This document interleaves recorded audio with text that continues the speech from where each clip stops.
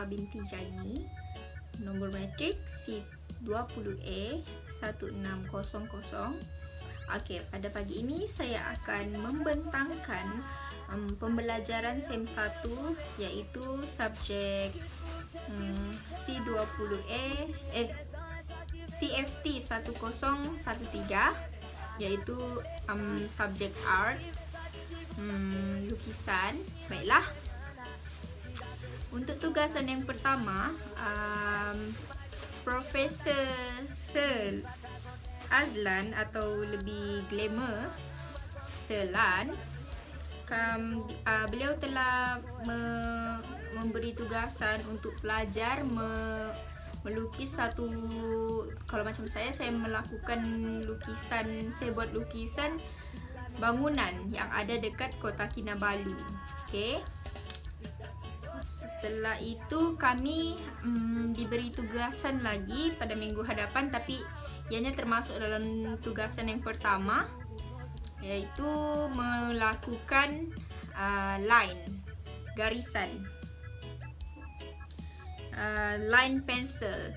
So apabila kami diberikan tugasan sebegitu, dengan menggunakan pensel HB, 3B, 4B, 5B, 6B, 7B dan 8B dengan penggunaan untuk tugasan kali ini kami menggunakan A3 paper juga, dan tugasan ini juga mengajar bagaimana kami melakukan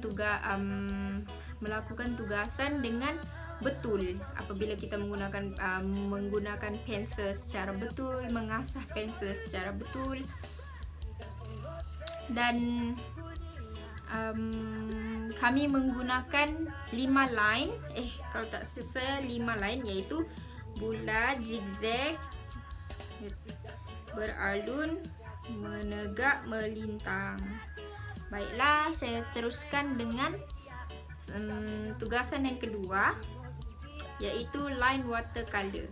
Okey, dalam line watercolor ni kami menggunakan warna air dan juga berus yang berbeza untuk melakukan beberapa jenis berus, iaitu garisan berbulu, garisan serabut, tebal, nipis, garisan yang bintik-bintik, bergetar, garisan bergerigi, beralun dan juga berlingkar, putus-putus, pancar dan juga berduri.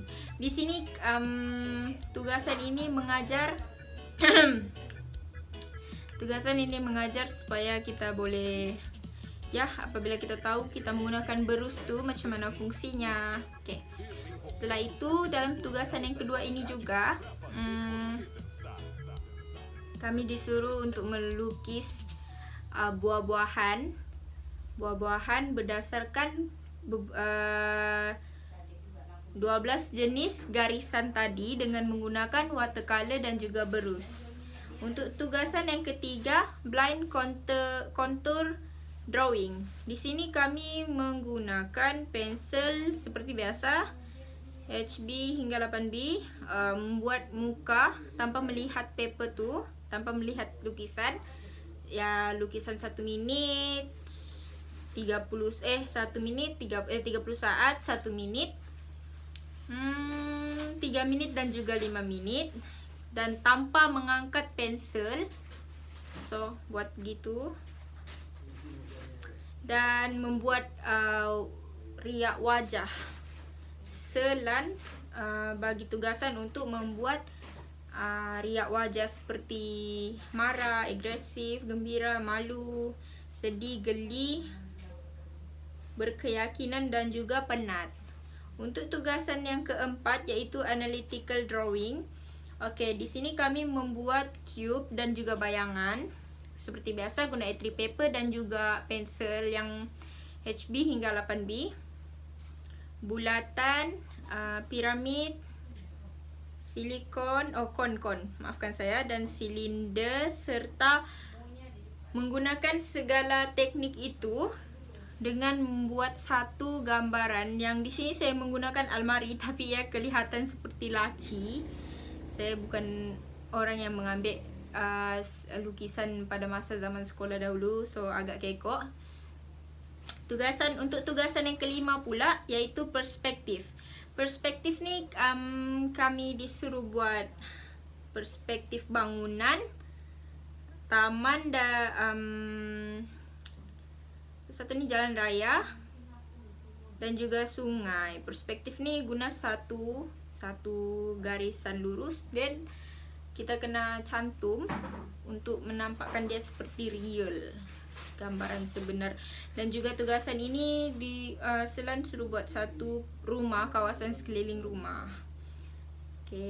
Untuk tugasan 6 pula iaitu value. Value menggunakan hatching teknik. Sebanyak dalam satu teknik tu Selan suruh buat dua benda yang ada di sekeliling ni. So saya pilih untuk hatching teknik, saya pilih gelas dan juga Vaseline lip care. Yang ni ada dalam bilik saya, so saya ambil yang ada dalam bilik.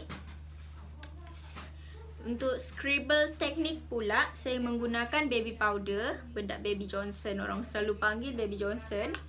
Dan juga Eden ni saya punya facial scrub. Untuk stippling teknik pula, saya menggunakan lotion bidara dan Senisa foundation. Ni foundation yang ada dalam bilik saya, so dia kata sekitar kan. Untuk tugasan 7 pula iaitu menggunakan arang. So saya di sini tidak dapat menggunakan box board sebab saya berada di kawasan PKP, zon merah, dan tidak dapat pergi ke bandar sebab rumah saya jauh dari bandar. Jadi saya menggunakan alatan yang ada dan menggantikan alatan yang tidak ada dengan seperti arang tu. Saya menggunakan arang yang betul-betul arang untuk membakar. So saya di sini saya lukis susu tin, bedak icon untuk badan dan juga conditioner untuk rambut. Saya susun dan saya lukis menggunakan arang. Untuk final project pula, saya menggunakan barangan yang ada juga di rumah ni, seperti jug, buah mangga 2 biji dan juga gelas. Saya menggunakan gambar-gambar yang saya menggunakan barang-barang yang ada di rumah ni.